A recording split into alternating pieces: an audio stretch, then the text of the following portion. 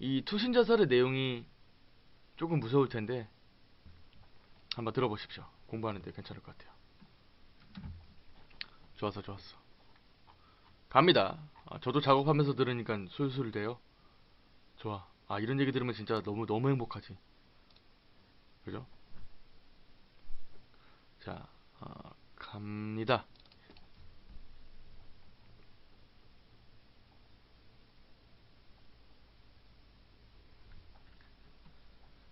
투신자살. 혼자 자취를 하고 있던 나는 편의점에서 저녁으로 할 만한 것들을 사서 지친 걸음으로 귀가하고 있었다. 평소에 늘 다니고 있어서 익숙해진 길이었는데 오늘은 어째 평소보다 사람이 많았다. 야, 뭐 이렇게 시끄러워? 라고 생각하다가 건널목에서 사람들이 우글우글 모여있는 것을 보았다. 아줌마, 뭔 일이에요? 사람들 속에서 왠지 소문내기를 좋아할 것 같은 아주머니에게 그렇게 물어보았지만 나는 이미 대강은 짐작하고 있었다. 되돌아온 대답은 예상대로. 아우, 투신자살이래. 좀 더 자세하게 들어보니 학교에서 집단 괴롭힘을 당하고 있었다고 한다. 아직 어린데 꽤나 안 됐네 라고 생각하며 나는 그냥 집으로 돌아왔다. 혼자서 쓸쓸히 식사를 끝내고 샤워를 한 뒤에 스포츠 뉴스를 조금 보다가 침대에 누웠다.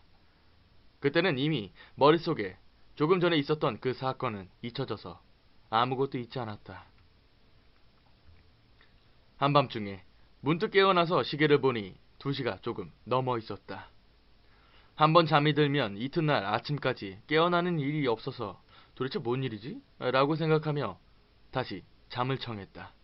그때 갑자기 귀가 웅웅거리기 시작했다. 점점 커져가는 소음. 그것은 마치 제트기의 엔진 같은 소리였다. 뭐야 이거? 뭔 소리야? 그렇게 생각하면서 눈을 뜨려고 하는데 누군가가 내 어깨를 잡고 세차게 내리눌렀다. 그때 갑자기 나의 머릿속에 귀가 도중에 일이 떠올랐다.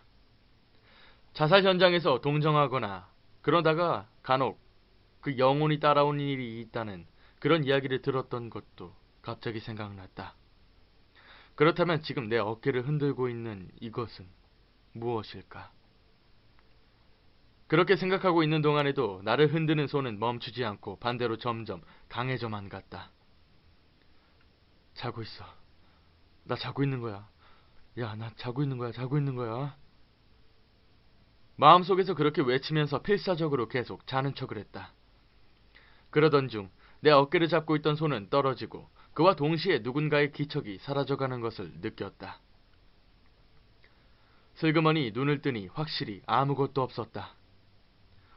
몸은 이미 식은땀으로 흠뻑 젖어 있었지만 그 이상으로 피로감이 컸던 나는 그대로 깊은 잠에 빠져들었다. 이튿날 아침 눈을 뜬 나는 방안을 보고 아연실색이 되었다. 현관부터 침대 위까지 핏자국이라고 생각되는 것이 이어져 있었고 내가 잘 때 입었던 티셔츠에 사람의 손자국이 분명하게 남아있었던 것이다. 그것은 중학생의 손자국으로서는 작고 희미한 것이 굉장히 묘하게 인상적이었던 게 기억에 남는다.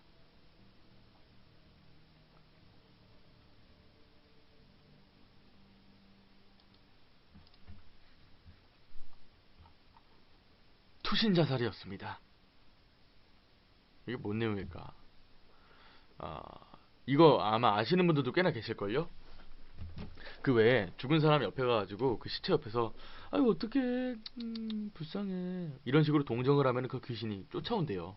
특히 그 자살한 귀신 같은 경우는 그 영혼이 그렇게 의지를 한다 그러더라고요. 그래서 절대 그런 생각을 하는 것도 아니고 그런 말을 내뱉는 것도 아니고 네, 그런 내용이 조금 섞인 그런 네, 이야기였던 것 같습니다. 핏자국이 나 있었다. 가능한가? 항상 궁금하죠. 핏자국이 남아있다. 핏자국이 남아있다. 이런 내용 들으면 조금 무섭긴 해요. 왜냐면은 그러니까 이 내용 자체가 이 이야기 자체가 무서운 게 아니라 뭔가 뭐라 될까 곧 있으면 우리 잘 거 아닙니까?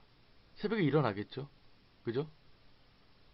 근데 누가 옆에서 이렇게 딱 이러고 쳐다본다고 생각해봐. 이러고 잘 잤니? 이러고 잘 잤니가 아니라 저기 뭐야 이렇게 와가지고 막 이상한 소리 내면서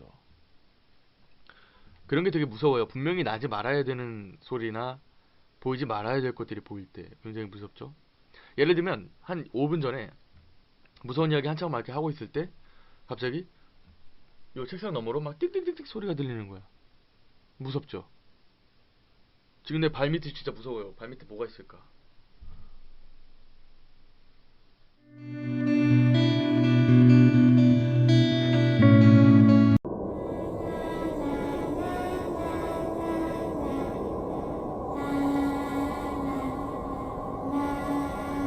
아마 이 투신자살의 내용이 조금 무서울 텐데 한번 들어보십시오. 공부하는데 괜찮을 것 같아요. 좋았어, 좋았어. 갑니다. 저도 작업하면서 들으니까 술술 돼요. 좋아. 이런 얘기 들으면 진짜 너무 너무 행복하지. 그죠? 자, 갑니다.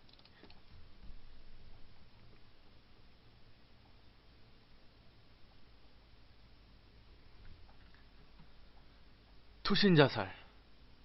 혼자 자취를 하고 있던 나는 편의점에서 저녁으로 할 만한 것들을 사서 지친 걸음으로 귀가하고 있었다. 평소에 늘 다니고 있어서 익숙해진 길이었는데 오늘은 어째 평소보다 사람이 많았다. 야, 이거 뭐 이렇게 시끄러워?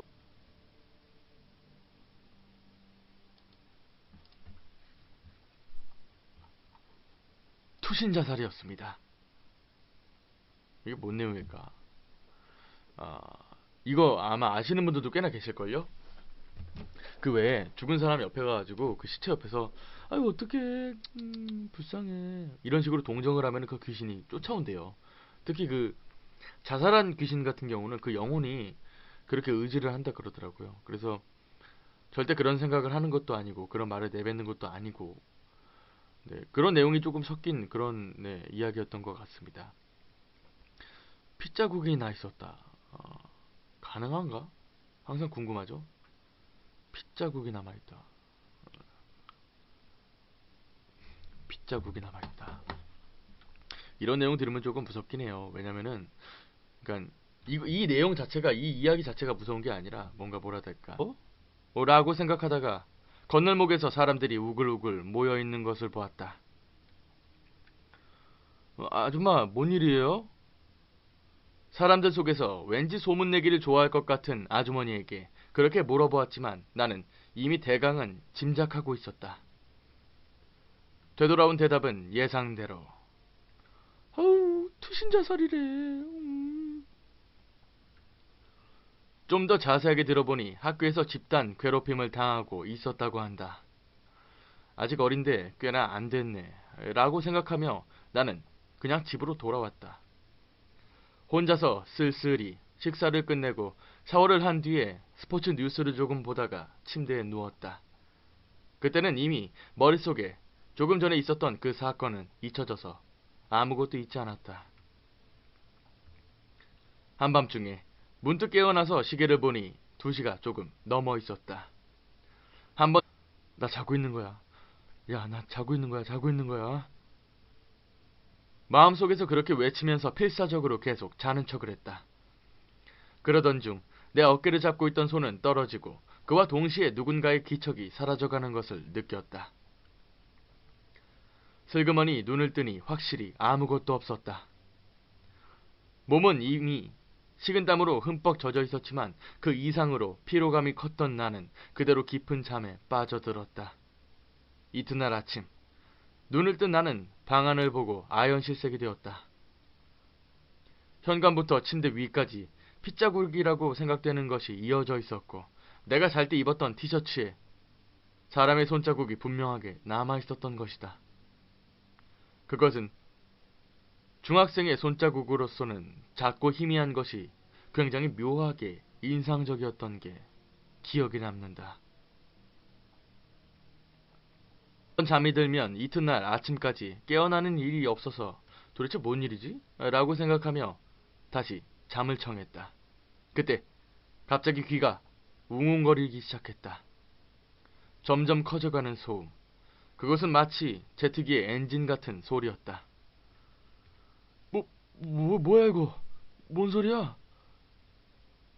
그렇게 생각하면서 눈을 뜨려고 하는데 누군가가 내 어깨를 잡고 세차게 내리눌렀다. 그때 갑자기 나의 머릿속에 귀가 도중에 일이 떠올랐다. 자살 현장에서 동정하거나 그러다가 간혹 그 영혼이 따라온 일이 있다는 그런 이야기를 들었던 것도 갑자기 생각났다. 그렇다면 지금 내 어깨를 흔들고 있는 이것은 무엇일까? 그렇게 생각하고 있는 동안에도 나를 흔드는 손은 멈추지 않고 반대로 점점 강해져만 갔다. 자고 있어.